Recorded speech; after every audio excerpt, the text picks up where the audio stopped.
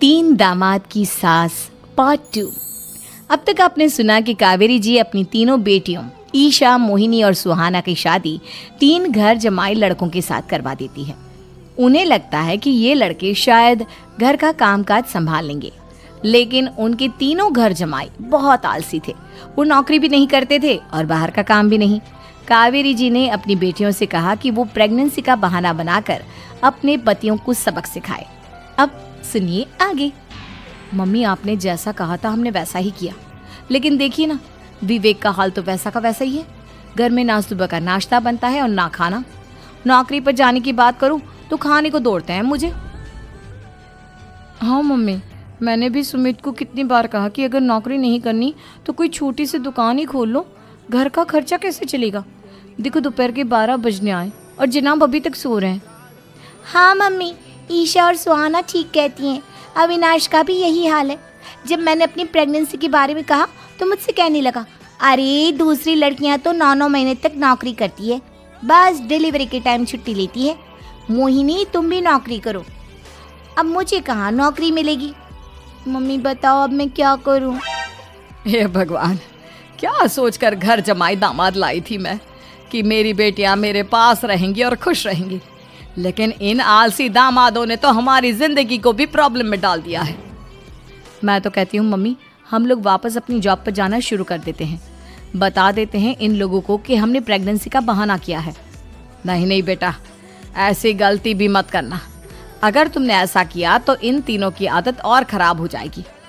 अरे आज नहीं तो कल कभी तो तुम प्रेग्नेंट होगी, तब वापस यही प्रॉब्लम आएगी। तब क्या करोगी तुम तीनों। हाँ मम्मी, आपकी बात तो बिल्कुल सही है। इन लोगों को तो सुधारना ही पड़ेगा। लेकिन कैसे? अपने बच्चों के आने की खबर सुनकर भी इन लोगों पर कोई असर नहीं हो रहा। पैसे कमाने के लिए घर से बाहर निकलना ही नहीं चाहते ये तीनों। अब मेरे दिमाग में एक प्लान आया है। तुम तीनों चिंता मत करो, उन तीनों को बुलाओ, फिर मैं बात करती हूँ। थोड़ी देर बाद कावेरी जी अपने तीनों दामादों को सामने बुलाकर अपनी बात कहना शुरू करती हैं। अविनाश, सुमित और विवेक, देखो बेटा, मैं ना तुम तीनों से बड़ा प्यार करती हूँ, इसीलिए तो तुम्हें घर जमाई बना कर रखा है मैंने। अरे मम्मी जी, सीधे सीधे कहिए ना, क्या बात है। प्यार तो हम भी आपको बहुत करते हैं। अरे मम्मी जी, आपकी इज्जत भी बहुत करते हैं।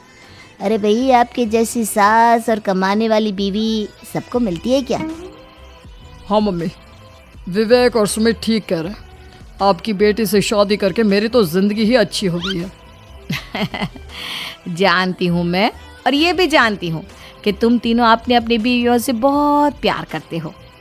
बेटा, बात ऐसी है कि हमारे कुल गुरु ने कहा है कि प्रेग्नेंट होने के बाद मेरी तीनों बेटियां शुरू के 4 महीने हमारे गांव में जाकर रहेगी, जहां मेरे चाचा जी रहते हैं। अरे लेकिन क्यों मम्मी, गांव में जाकर रहने की क्या जरूरत है इन तीनों को।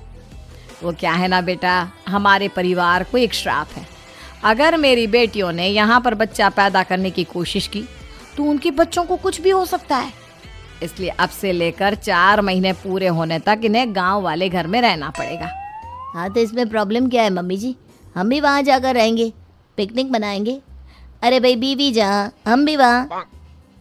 हाँ यार, आइडिया तो बहुत अच्छा है। शहर की ज़िंदगी में रह रहकर परेशान हो चुके हैं, अब कुछ दिन गांव में बिताएंगे। तुम लोग समझने की कोशिश क्यों नहीं करते।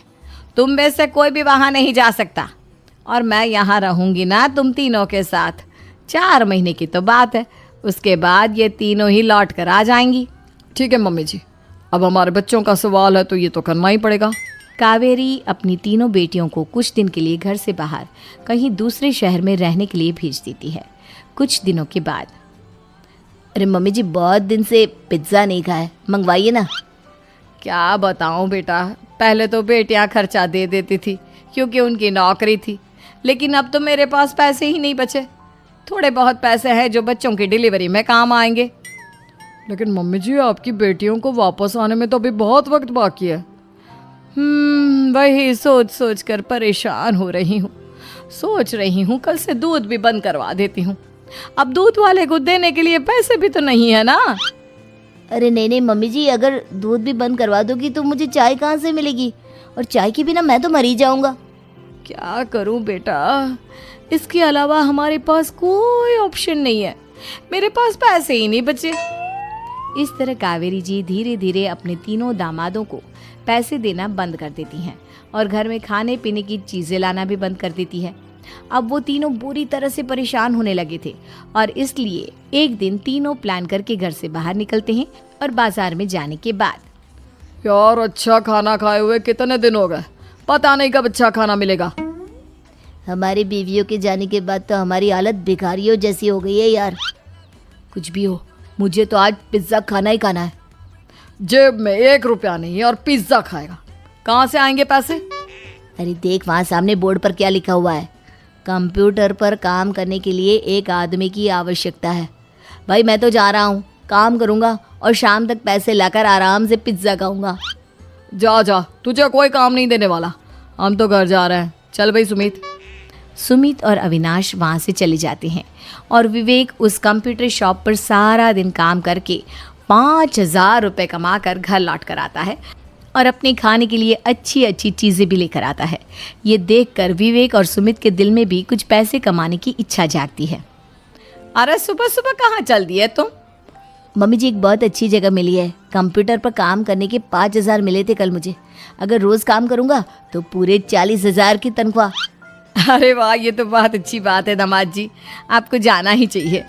सुमित और अविनाश विवेक को इस तरह तरक्की करते देखकर परेशान हो जाते हैं और वो दोनों भी काम की तलाश में निकल पड़ते हैं। धीरे धीरे उन दोनों को भी काम मिल जाता है। अब कावेरी के तीनों दामाद छोटी मोटी नौकरी करके अच्छा पैसा कमाने लगे थे। एक दिन कावेरी उन्हें अपने पास बुलाती हैं। अरे वाह, विवेक 40,000 कमा लेता है, अविनाश 60,000 और सुमित तुम भी 40,000 के आसपास कमा ही लेते हो। कुल मिलाकर तुम अच्छे खासे पैसे कमा रहे हो बेटा। हाँ मम्मी जी, बहुत मज़ा आता है जब महीने के एंड में मोटी रकम हाथ में आती है।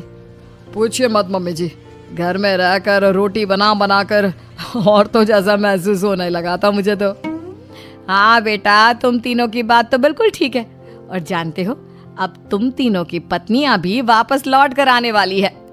लेकिन मम्मी जी अभी तो उन्हें गए सिर्फ 2 महीने हुए हैं, आपने तो कहा था वो 4 महीने के बाद लौट कर आएंगी। ऐसा कुछ नहीं है बेटा, मैं सिर्फ तुम तीनों को सबक सिखाना चाहती थी कि आदमी घर में बैठकर बीवी की कमाई खाता हुआ अच्छा नहीं लगता। इस दुनिया में हर इंसान को मेहनत करनी चाहिए, काम करना चाहिए, चाहे वो औरत हो या आदमी, ताकि अपने परिवार को संभाल सके। कावेरी की बात सुनकर उन तीनों को अपनी गलती का एहसास होता है और कावेरी उन्हें सच बता देती है कि ईशा, सुहाना और मोहिनी शहर में ही कहीं दूसरी जगह रह रहे थे। शाम के वक्त उन तीनों की पत्नियां लौट कर आ जाती है और कावेरी जी का परिवार एक खुशहाल परिवार की तरह रहने लगता है।